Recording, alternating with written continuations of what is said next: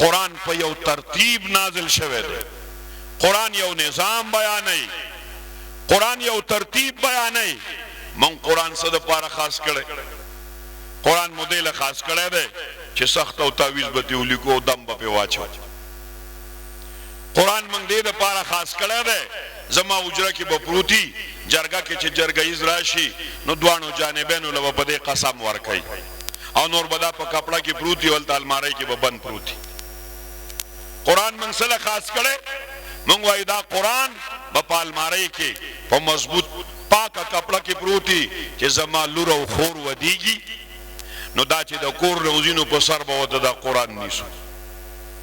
قرآن موږ څه له خاص کړی چې زه بیمار شم نو ما دپاره یو ختم پې وکئ بابا وفات شو کاکا راځئ یو څو ورځې یو څو اتوار او یا څو زیارته باندې قرآن ختم کوي او بس نور مالمارۍ کې پروتي کور مې جوړ که قاری صاحب او مولي صاحب ځان سره یو څو طالبان راوله چې شروع د کور د قرآن نه وکړو دا سوچ نه کوو چې د دې قرآن د دې کور په بنیاد کې زما د خور لوپټه پرته ده د دې کور په بنیاد کې زما د خور د خولې نوڼۍ پرته ده د دې کور په بنیاد کې زما د هغه وراره یتیم حصه پرته ده د دې کور په بنیاد کې ما چې سود والا معامله کړې وه د هغه په بنیاد کې دا سود ما پیسه پرته ده دا سوچ نه کوو چې ما خو رشوت اخیستی و د رشوت په پیسو مې کور جوړ کړی دی دا خو زه الاعوذ بالله خدای دوکه کوم چې په حرامه پیسه مې کور جوړ کړی د میراث معامله پکې جدا ده سود او رشوت پکې جدا دي د حرامو نسبت پکې جدا ده او په دې پیسو په یو څو صورتونو به زه د خپل کور برکتي وګرځم خشت اول چون حد معمار کج تا سریا میرا ود دیوار کج د کور بنیا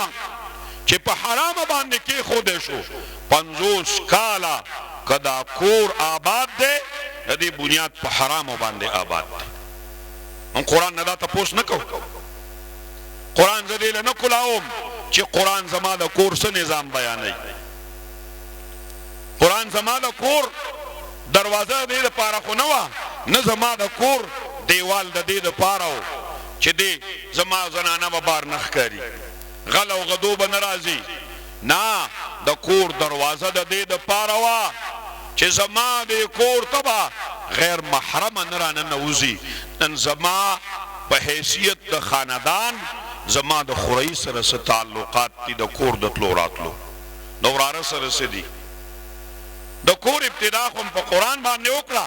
خو لیکن قرآن وی حرمت علیکم امهاتکم وبناتکم واخواتکم وخالاتکم تر د هغې وان تجمعوا بین الاختین پورې نسبت د پردې بیانوي د دې کور ابتدا خو مې په قرآن کړې ده خو قانون د پردې د قرآن مطابق په دې کور کې شته او که نشته زما د لور د پردې څه حیثیت دی زما د زوی په دې کور کې څه حیثیت دی د اوټک بیټک دا تپوس موږ د قرآن نه کوو قرآن د دې قرآن مثال د ټیشو پیپر او د ټایلټ پیپر نه و چې موږ یې ضرورت له راوالو او لاندې وغورځو بس کېدو بیا د قرآن مقصود او مطلوب د انسان ژوند بدلېدل دي قرآن ضروریاتو له نه نازل قرآن مقصد له نازل دی اسې خو یې نه وي اقرا دا ولولئ ځان په یوازې مه دموه اقرا ولوله دا قرآن منګه شپېته کاله تیر شو 50 کاله تیر شو او یا کاله تیر شو مالا د قرآن سوا د سوره اخلاص نه او سوا د سوره فاتحه نه نور د قرآن سورتونه مال نه راځي په قرآن کې صرف سوره فاتحه او سوره اخلاص د قرآن کې دا تلاوت په دې منځ کې بلکې بعضو محدثینو لیکلي دي چې په دا تلاوت د قرآن په دې منځ کې دا په منځ کې اعظم ترین رکن دی دا خبر سید احمد پالنپوری رحمه الله خپل تفسیر هدایت القرآن کې لیکلې او دوانو شرحو کې لیکلې ده، تحفه المائی کې لیکلې، تحفة القاری کې لیکلې ده چې قرات د قرآن دا په منځ کې د ټولو نه